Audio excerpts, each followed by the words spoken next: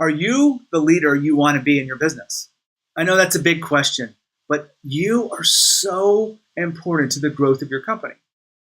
If you are feeling the pressure because you are making all the rules and doing all the work, I get it. I totally get it. But you want to make sure that you are playing the right role inside of your business for growth. Last week, I talked about a model that I've created around culture. And a growth culture has three key aspects. Here's the first one. It's you at the top. It's your team. And then it's also your systems. Those three aspects are very high level of your company. And no matter what you're going through, if you have the right team in place, you have the right systems, and you are being the leader that you need to be, you can solve the problems and the changes that are coming in right now. Whether it be sales, whether it be customer service issues, market share, an innovation, a new player coming into your market, it doesn't matter because you've got those things aligned that allow you to move and grow. Now, let's look at one aspect of that today because we talked last week about systems, but now I want to talk about you. You as the leader. You in this whole diagram is really about how are you showing up? Who are you being as the leader? I work with leaders and their leadership teams to help them understand hypergrowth and help them understand and harness the chaos of that and grow into the people they want to. That means they have to lean into the discomfort. They have to trust themselves. They have to increase their level of confidence because the levels that you had to get you to the success you had last year is not going to get you those big, bold goals that you have for next year. So you want to continuously be evolving. Got tongue-tied there. And the key aspects to this are three parts. The first one is mindset. That's the way you think. That's the way you see the world. If that is warped, if that is limiting you, then you won't see the strategies to help you move forward. You won't see the limitations that you have inside your own leadership. You've got to understand the mindset that will help you move forward. Now, the second piece to this is the strategies. As a leader, you're responsible for developing and working and collaborating with your team to create strategies for growth. Those strategies are really predetermined by your mindset. The limits that you have, if you're trying to do the same things you've always done, you're going to see only a certain set of strategies. You have to expand who you are. And that really is the key to keeping growth going in your business.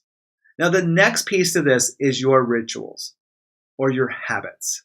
Those habits will really help you because that's where you grow and you create something that's very systematic. It becomes ingrained inside of you. It becomes natural. Your habits are really the only things you can control. If you get your mindset right, you get the strategies right in your business, and you are doing the habits. I'm going to give you an example of one in just a second, but everything else gets a lot easier. One habit that you want to take as a leader is sitting down with each of your team members and talking to them. This doesn't mean delegating to them every time. This means talking to them and listening and coaching them.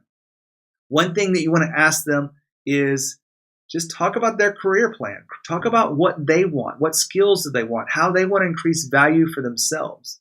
If you can help them increase value that they see in the marketplace for themselves over time, they will give much more of themselves to you and the business. But if they're not increasing value in the role they're in, they're going to resent that. They're going to not be loyal, and they're going to actually be disengaged.